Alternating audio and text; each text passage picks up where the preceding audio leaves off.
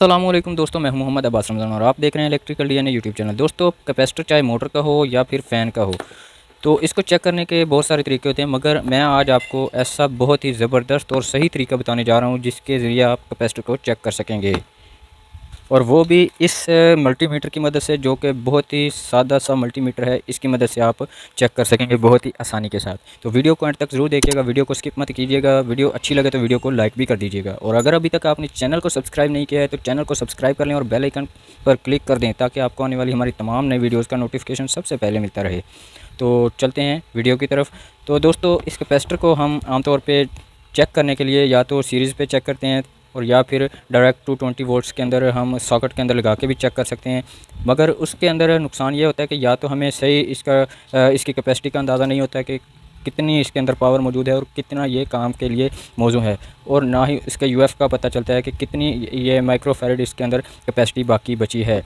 अगर ख़ास तौर पे अगर ये पुराना कैपेसिटर हो तो हम इसकी जो कैपेसिटी जो है कंफर्म नहीं कर सकते कि कितनी इसके अंदर कैपेसिटी बाकी है।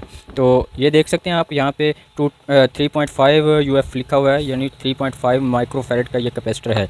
इसी तरह से इसके ऊपर 20 माइक्रोफैरड यानी 20 यूएफ इसके ऊपर लिखा हुआ है। तो इसका भी अंदाज़ा हमें तभी कंफर्म होगा कि ये कितनी कैपेसिटी इसके अंदर अभी तक मौजूद है, जब हम इसको किसी भी ऐसे आले की मदद से चेक करेंगे कि जिसके ऊपर कंफर्म इसकी रेटिंग शो होगी।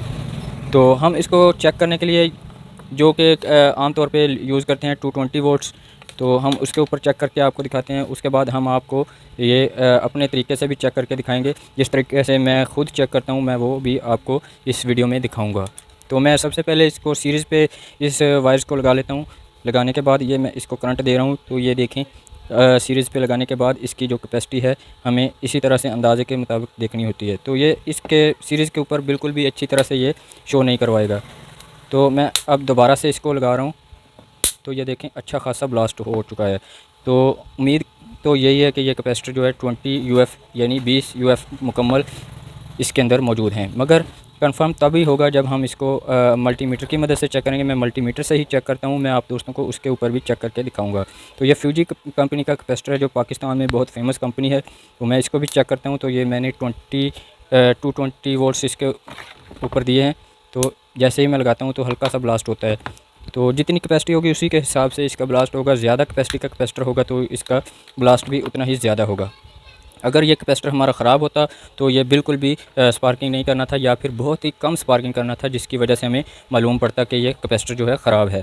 तो हम ख़राब कैपेसिटर को कुछ इस तरह से पहचानते हैं।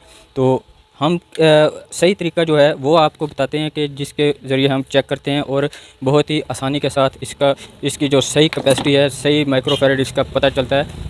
तो ये देख सकते हैं आप, मल्टीमीटर मेरे पास मौजूद है। इसके ऊपर ये कुछ ऑप्शंस दिए हुए हैं। ये 500 वोल्ट, 500 एम्पेयर, इसके बाद ये 200 एम्पेयर, फिर 2 एम्पेयर। इसी तरह से ये नीचे आप देखें तो 200 यूएफ लिखा हुआ है, 200 यूएफ। इसके ऊपर आपने मल्टीमीटर को सेट कर लेना है। तो ये आपको बताता चलूँ कि ये जो मीटर है ये एनिंग कंपनी का ST170 इसका मॉडल है। एनिंग कंपनी का ये मल्टीमीटर है। तो आप दराज से इसकी जो कि परचेजिंग कर सकते हैं। दराज पे भी आपको बआसानी मिल जाएगा, और टीमो जो कि आजकल बहुत फेमस है उस पर भी आपको इजीली मिल जाएगा। तो आप इसका मॉडल और एनिंग कंपनी का नाम लिखकर सर्च करेंगे तो ये आपको शो हो जाएगा। तो दोस्तों, मैंने इसको 200 यूएफ पे सेट कर लिया है। 200 यूएफ यानी 200 यूएफ के ऊपर मैंने इसको सेट कर लिया है। इसके ऊपर सेट करने के बाद आपने इसको चेक कैसे करना है, कैपेसिटर को किस तरह से आपने टेस्ट करना है। तो मैं आप दोस्तों के सामने इसको कुछ इस तरह से रखता हूँ कि आपको अच्छी तरह से नज़र आ सके। तो सबसे पहले मैं इस कैपेसिटर को दिखा दूँ आपको कि ये 20 यूएफ इसके ऊपर लिखा हुआ है, यानी कि 20 माइक्रोफैरड ये इसकी कैपेसिटी लिखी हुई है। अब हम इसको चेक करके देखते हैं कि इसके अंदर वाकई में 20 यूएफ की कैपेसिटी मौजूद है, या फिर वीक है, या फिर ज़्यादा है। ये अभी दूध का दूध और पानी का पानी हो जाएगा। अभी चेक कर लेते हैं। तो सबसे पहले मैं एक वायर के साथ जो एक नॉब लगा ली है, एक साइड पे मैंने मनफी की नॉब को लगाया और दूसरी साइड पे मैंने प्लस की नॉब को लगा के थोड़ी देर के लिए दबा इसको अच्छी तरह से पकड़ के रखना है। तो ये देखें 70.5 यानी 17 यूएफ इसके अंदर कैपेसिटी मौजूद है। 17 यूएफ की इसकी कैपेसिटी अभी तक मौजूद है, यानी कि 3 या ढाई 3 यूएफ इसकी कैपेसिटी कम है, यानी थोड़ा सा ये वीक हो चुका है कैपेसिटर। तो ये हमें बता रहा है 17-18 यूएफ के करीब ये मौजूद है। तो हम इसको दोबारा से फिर से चेक कर लेते हैं ताकि कंफर्म हो जाए। तो मैं इसको दोबारा से लगा के कुछ इस तरह से पकड़ के रखूँगा, तो ये देखें 17 UF के करीब ये अभी तक इसकी कैपेसिटी मौजूद है। तो इसको साइड पे करते हैं। अब बारी आती है हमारे जो फ़ैन का कैपेसिटर है 3.5 UF 3.5 माइक्रोफैरड का कैपेसिटर। इसको भी हम इसी तरह से लगा के अच्छी तरह से पकड़ के रखेंगे और इसको हिलने नहीं देंगे। इसकी जो नॉब होगी अच्छी तरह से इसको लगा के रखेंगे। तो थोड़ी देर बाद हमें ये मालूम हो जाएगा कि जो कैपेसिटर है हमारा वो कितनी पावर का कैपेसिटर हमारे पास मौजूद है। तो मैं ये देख सकता हूँ 3.2 इसकी जो कैपेसिटी मौजूद है, 3.2 यानी या फिर 3.3 के करीब इसकी कैपेसिटी अभी तक मौजूद है। तो हम इसको दोबारा से फिर से चेक कर लेते हैं। इसके ऊपर तो मेंशन किया हुआ है 3.5, जबकि इसकी जो कैपेसिटी है 3.3 है। कैपेसिटर अभी तक ठीक हालत में है, 2 पॉइंट सिर्फ वीक है इसके, उसका कोई मसला नहीं है, इतना तो चल जाता है, इसका कोई इशू नहीं है। और ये भी 3.5 का कैपेसिटर ही हमारे पास मौजूद है। हम इसको भी चेक कर लेते हैं।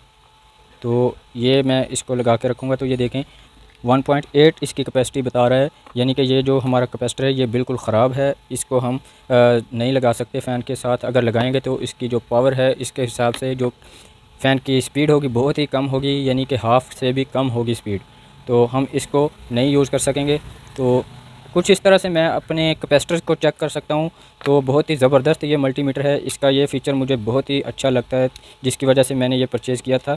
तो दोस्तों आप भी इसी तरह का मल्टीमीटर ले लें। अगर आप प्रोफेशनल इलेक्ट्रीशियन हैं तो आप इस तरह का मल्टीमीटर ज़रूर ख़रीदें, ताकि आपके इस काम तो आ सके कम से कम, कि आप अपने कैपेसिटर को है जो अच्छी तरह से चेक कर सकें। तो मिलता हूँ नेक्स्ट वीडियो में। उम्मीद करता हूँ आपको ये वीडियो अच्छी लगी होगी। वीडियो अच्छी लगी हो तो वीडियो को लाइक कर दीजिए, और चैनल को अभी तक सब्सक्राइब नहीं किया है तो चैनल को सब्सक्राइब कर लीजिए, और चैनल को सब्सक्राइब करने के साथ ही दिए गए बेल आइकन पर भी क्लिक कर दीजिए। तो मिलते हैं नेक्स्ट वीडियो में, तब तक के लिए अल्लाह हाफ़िज़।